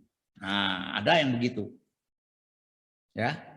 Tapi ada yang berdana dengan sangat berbahagia. Ini kesempatan baik berdana. Karena walaupun kita berdana, belum tentu ada penerima dana yang pas loh. Jadi ini kesempatan baik, maka dia berbahagia dia melakukan kebaikan. Ingat-ingat itu, berbahagia dia melakukan kebaikan. Nah, jadi Bapak Tan Kim Eng dan saudara-saudara semua, bahagia dalam kebaikan adalah pada saat itu dilakukan, loba dosa moha tidak ada. Dan batinnya bahagia. Ya, batinnya bahagia. Contohnya tadi berdana. Berdananya dengan bahagia. Ya. Tidak peduli itu akan mencapai nibbana apa tidak, tetapi kebahagiaan yang baik tadi, yang positif tadi, itu akan melempar seseorang mendekat ke nibbana, saudara-saudara. Walaupun saat itu dia tidak berpikiran tentang nibbana, saudara-saudara. Karena itu akan memasakkan, memenuhi kolam tadi menjadi penuh. Kalau dia sudah penuh, pasti dia akan mulai condong batinnya ke nibbana. Artinya dia akan condong airnya untuk mengalir ke bawah. Begitu kan? Otomatis. Ya. Nah, jadi saudara-saudara, sebenarnya saudara-saudara, kalau nibbana itu adalah kebahagiaan nanti, ya, itu tidak akan pernah tercapai apabila batin tidak bahagia ketika dia menanam dan membersihkan. Coba kalau sepanjang jalan air itu saudara-saudara bersih-bersih, tetapi batinnya tidak gembira, maka ketika mencapai pantai, saudara-saudara udah suntuk. Betul nggak? Iya kan? Tapi kalau ketika bersih-bersih itu sudah sambil bahagia, maka kebahagiaan itu tidak mustahil ketika mencapai samudra. Jadi saudara-saudara, kebahagiaan itu dicari atau dijalankan? Nah, dijalankan, otomatis tercapai, ya kan? Tapi kebahagiaan yang mana? Kebahagiaan yang positif. Jadi saudara-saudara, lakukanlah kebahagiaan yang positif sebanyak-banyaknya. Tanpa menunggu kebahagiaan itu datang. Maka pada saat saudara-saudara melakukan kebahagiaan yang positif, pada saat itu saudara-saudara bahagia sesungguhnya. Karena kama itu ada dua aspek. Aspek yang ada jeda waktu hasilnya nanti, tetapi aspek yang terpenting adalah aspek yang hasilnya langsung menjadi sifat mulia dari orang itu pada saat itu, saudara-saudara. Demikian jawaban dari saya untuk Pak Tan Kim Eng dan saudara-saudara semua. Semoga memadai. Terima kasih. Ya, terima kasih Romo. Berikut Romo, kita langsung saja ada yang raise hand Romo dari saudara Chandra Adi Wijaya. Silakan meng-open video dan meng-unmute. Silakan saudara Chandra. Halo, selamat malam Romo, Namo Buddhaya. Selamat malam, Namo Buddhaya. Dengan siapa nih? Saya Christina Romo. Oke. Namanya Chandra tadi. Itu suami saya Romo. Oh ya, Pak Chandra mohon maaf ya, Ibu mohon maaf. Ya, silakan Bu. Mohon maaf saya nggak pakai ini ya kamera ya Romo. Oke. Ini saya mau tanya Romo. Tadi kan ada Romo singgung saya pas lagi jalan, saya dengar ada kebahagiaan positif ya Romo ya. Nah, kalau misalnya nih kita udah tua Romo, itu kan ada aloba, dosa, moha tadi saya dengar. Kalau misalnya kita udah tua Romo, kita kan pikun ya Romo ya, nggak tahu itu gimana, maksudnya nggak inget. Nah caranya gimana Romo yang membimbing orang tua kita agar bisa melakukan kebahagiaan yang tadi Romo bilang itu Romo. Biar maksudnya mama saya juga bisa ikut melakukan kebaikan gitu Romo. Karena kita kan kalau udah tua nggak bisa mengukur yang mana loba, yang mana dosa, yang mana ini gitu Romo. Bagus sekali pertanyaan dari Ibu, bagus sekali ini. Ya. Gimana caranya ya? Ibu Bapak, saudara-saudara semua, dari pertanyaan tadi, bagaimana apabila seseorang sudah tua, ya, untuk dia bisa melakukan kebaikan yang membahagiakan, kebahagiaan yang positif, begitu. Bagaimana, begitu kan? Nah, kebahagiaan yang positif, Ibu Bapak, ini munculnya ada dua varian. Ada yang munculnya spontan, ya, spontan. Ini kalau diistilahkan namanya asangkarika, ya, spontan. Ada yang muncul dengan ajakan. Nah, muncul dengan ajakan. Nah, salah satu yang perlu kita pakai kepada orang tua yang mungkin tidak kondusif lagi untuk melakukan secara mandiri, maka perlu dengan ajakan. Perlu dengan ajakan. Ya. Sebenarnya yang ajakan ini bukan hanya orang tua dan pikun. Banyak orang di antara kita semua, banyak juga kayak kalau mau buat baik dengan gembira itu harus diajak-ajak, betul nggak? Ya kan? Nah, sekarang saya tanya dulu nih kepada ibu bapak, saudara-saudara semua.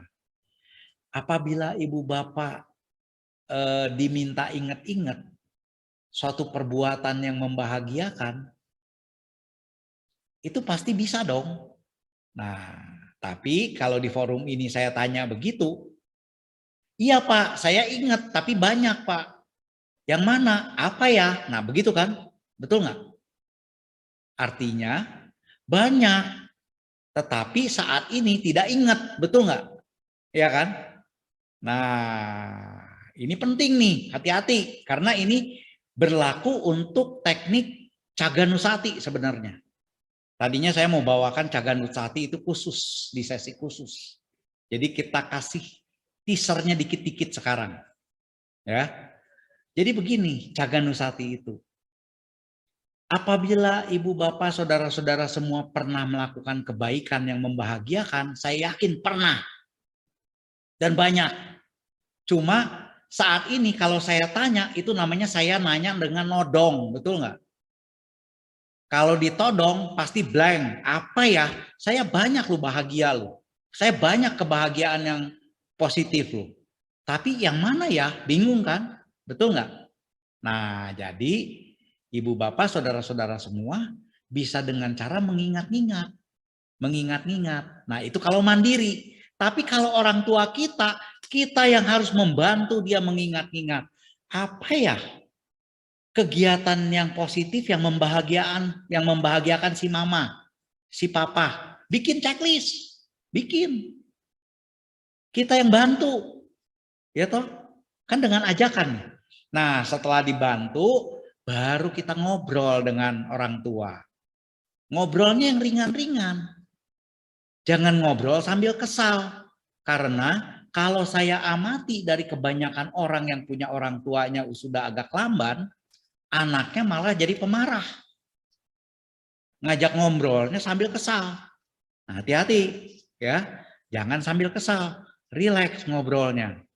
Ketika rileks ngobrolnya, dari checklist yang kita pegang tadi sudah dibuat, inget nggak dulu waktu kita function, wah happy banget itu pertama kali. Nah, kita kayak begitu, ya. Langsung dia ingat. Nah, begitu ingat, kita cerita lagi, kita tanggap, jangan stop di situ. Ingat nggak waktu dulu begini-begini. Kalau masih bisa bicara, biarkan orang tua kita yang bicara. Ceritain coba dulu yang bikin mama happy yang mana. Kejadiannya ini bukan.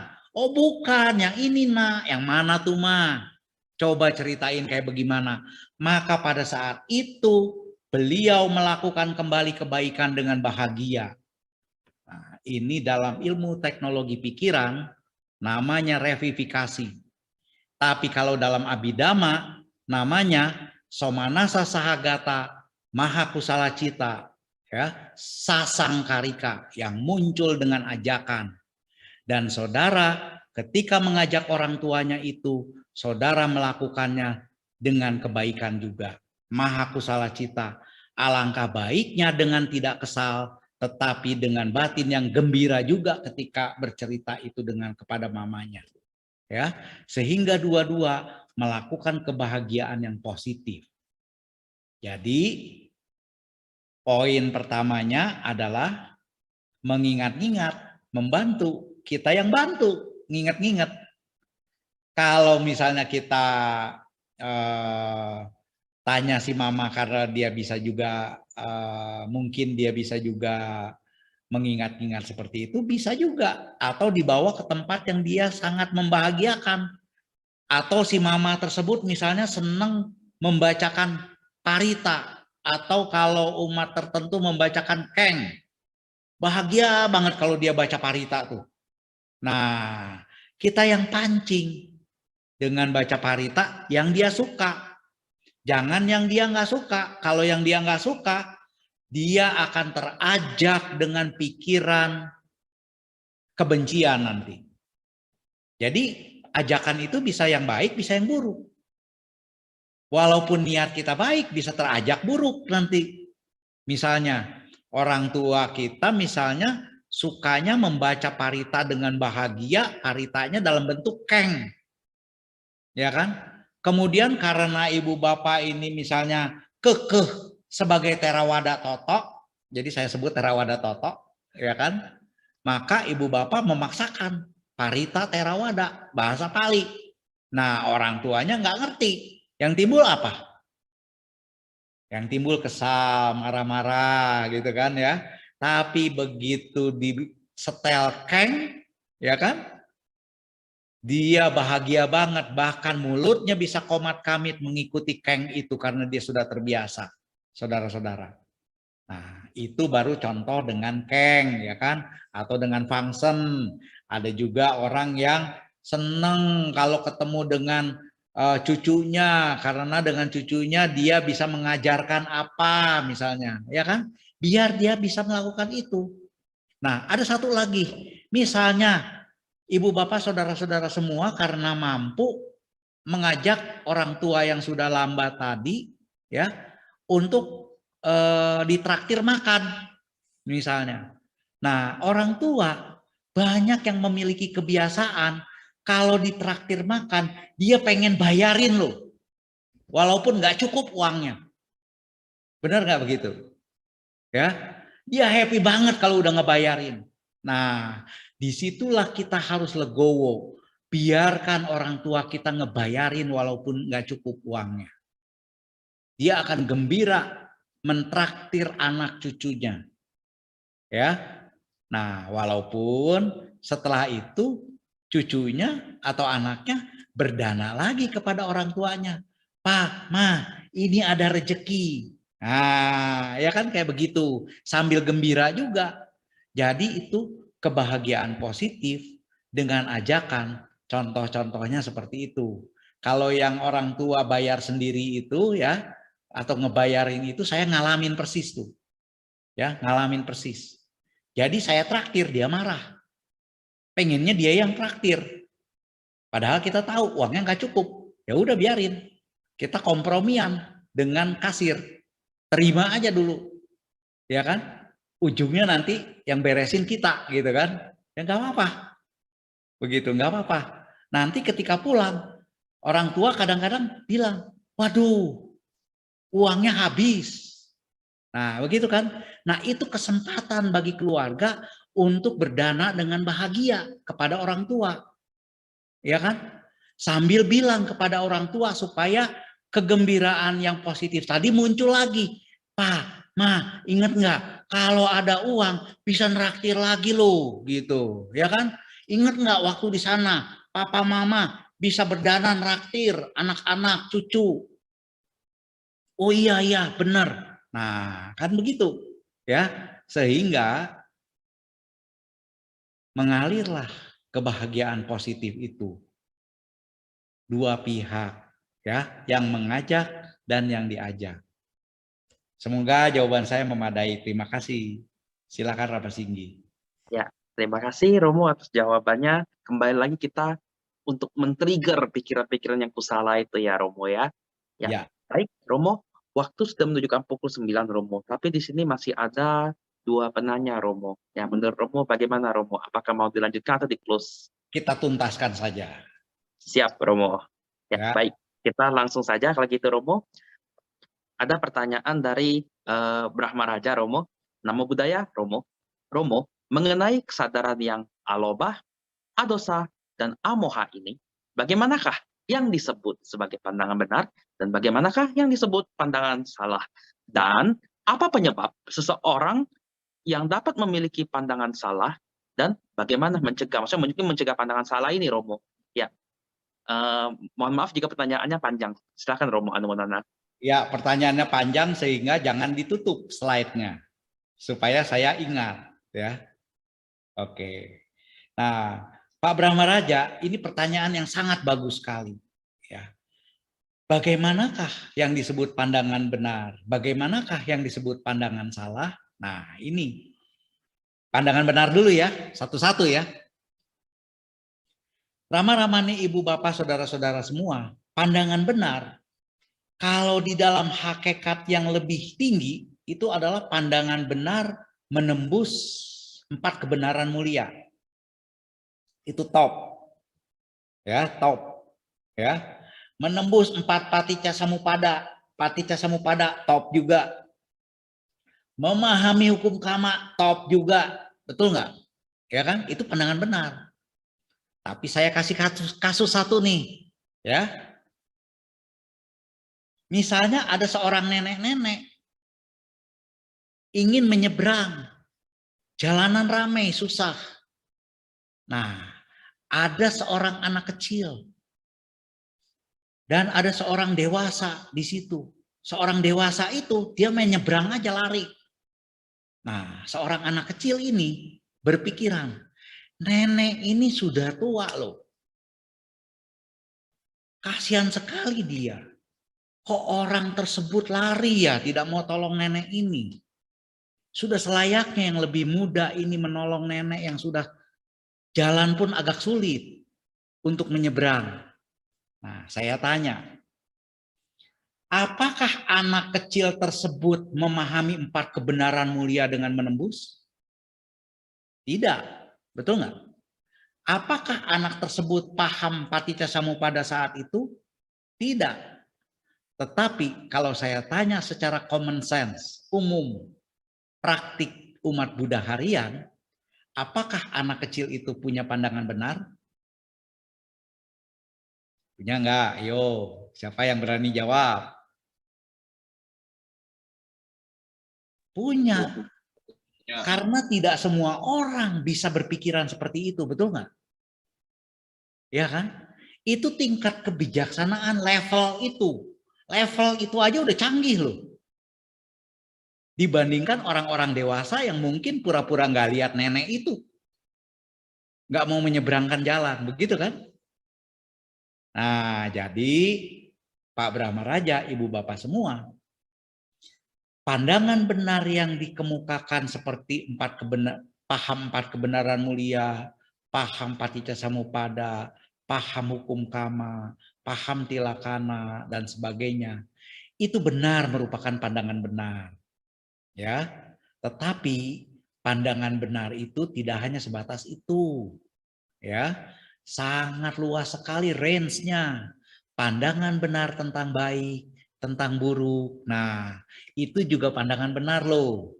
Ya, yang dilakukan oleh anak kecil itu kan tadi pandangan ketepatan, kelayakan seorang muda membantu yang tua.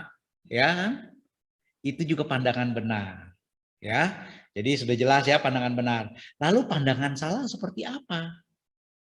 Pandangan salah yang paling berat adalah pandangan salah tentang aku, keakuan. Nah, ini tidak mudah. Menjelaskannya pun ini satu sesi sendiri. Ya, saya tidak akan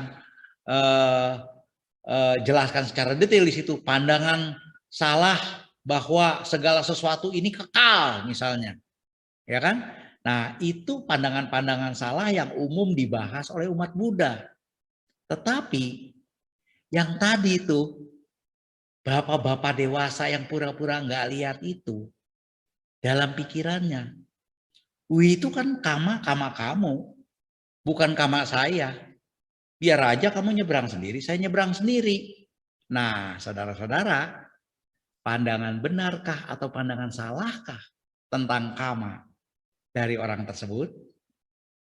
Ternyata orang tersebut menganut pandangan keliru. Ya kan? Walaupun dia mengkait-kaitkan bahwa penderitaan si nenek itu memang kamanya si nenek. Ya kan? Hati-hati saudara-saudara, itu hanya sekedar contoh. Karena tentang pandangan salah ini banyak ya variannya. Ya, nanti contoh misalnya. Ketika seseorang melihat di kejauhan, wah, itu ada cahaya, pasti itu suatu desa. Kemudian dia di hutan tersebut, ya, dia sebenarnya tersesat. Dia cuma berpedoman kalau ada cahaya itu pasti desa, begitu kan? Nah, akhirnya dia jalan. Dia jalan, makin jalan, makin jalan, makin jalan, makin terang. Maka timbul satu kesimpulan nggak di dalam diri dia? Sebagai belief. Saya yakin ini benar nih jalanan. Begitu kan? Saya yakin ini benar. Ya. Nah, ternyata begitu sampai di pusat keterangan yang terang tadi, ternyata itu pusatnya jin. Nah, ini yang disebut diti wipalasa, kesemuan dari pandangan. Seolah-olah pandangan dia benar, padahal pandangan dia keliru. Nah, itu varian dari pandangan salah ya. Oke. Nah, apa penyebab seseorang memiliki pandangan salah? Nah, yang tadi terlalu cepat mengambil kesimpulan, itu bisa pandangan salah. Kemudian dia sering bergaul dengan orang-orang yang berpandangan salah, dia terinduksi jadi pandangan salah. Ya. Kemudian dia misalnya tidak memperhatikan secara cermat, merenungkan secara cermat sehingga timbul pandangan keliru. Itu bisa terjadi. Ya. Bagaimana mencegahnya? Mencegahnya pertama belajar dhamma, diskusi dhamma, bergaul dengan orang-orang yang bijaksana, yang memiliki pandangan benar, yang tidak pernah membuat lelucon terhadap pandangan-pandangan keliru dan pandangan benar, saudara-saudara. Ya, latihan meditasi. Ya, itu beberapa saja. Ya, semoga jawaban saya ini memadai. Pak Brahma Raja, terima kasih, pertanyaannya bagus sekali. Itu kalau dirangkai pertanyaan itu dan dijawab, itu jawaban lengkapnya itu bisa 1 hari full. Ya, 4 sesi itu. Ya, bagus sekali itu. Ya, terima kasih. Silakan Rama Singgi. Ya, terima kasih Romo. Berarti itu kelas kursus mengenai pandangan benar dan salah ya Romo ya. Langsung satu topik ya gitu ya Romo ya. Itu satu topik Oke, khusus itu. siap Romo. Baik Romo, kita masuk ke pertanyaan terakhir Romo dari Nalita Delina ya.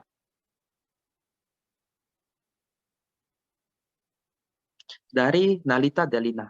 Sukihoto Romo, izin bertanya, apakah pada tahap Sati Sampajana dicapai dengan pelatihan meditasi samadhi dan vipassana, di mana hasil meditasi sangat didukung oleh pelaksanaan sila yang bagus? Anumodana Romo. Bagus sekali pertanyaannya. Bagus sekali pertanyaannya. Ya, Ibu Nalila, ya pertanyaan Ibu sangat bagus sekali. Pertama, sila yang bagus itu merupakan syarat mutlak. Syarat mutlak.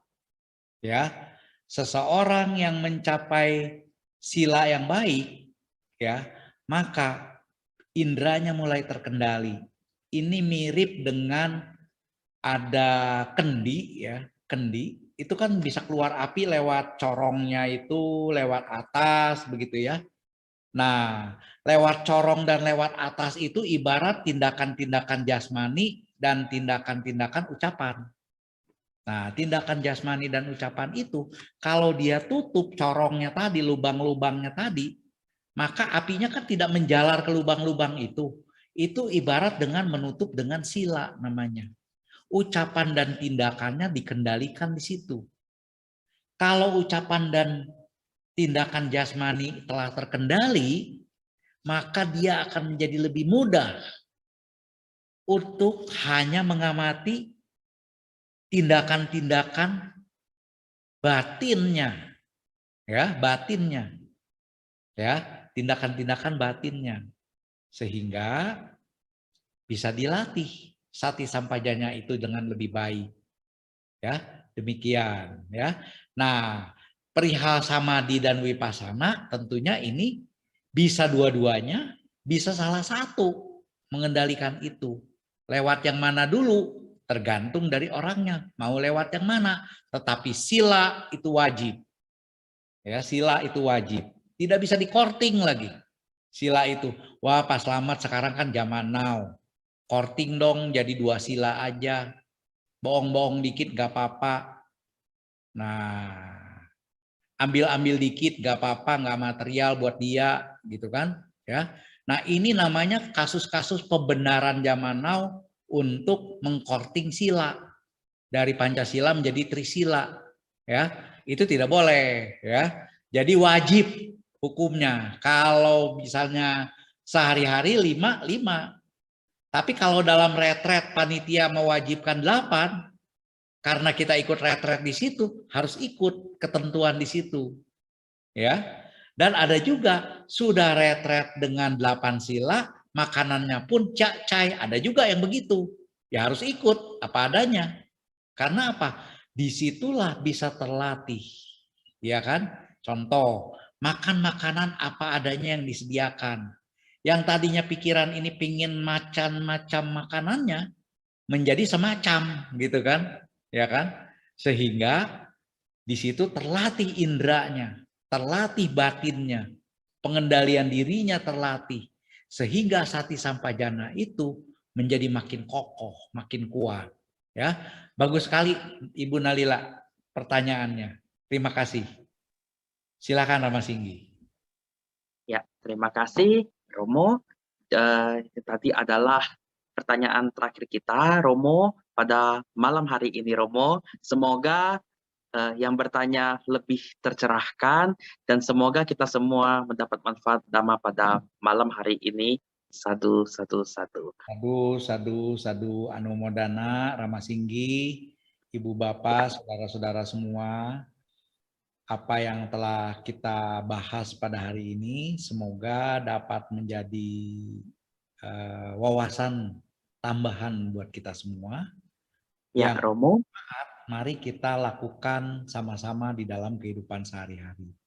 Ya. Semoga semua makhluk berbahagia. Sadu, sadu, sadu. Romo, silakan memberikan closing statement Romo mengenai acara kita pada malam hari ini Romo. Sudah tadi. Sudah ya tadi ya Romo ya. Terima Ya. kasih.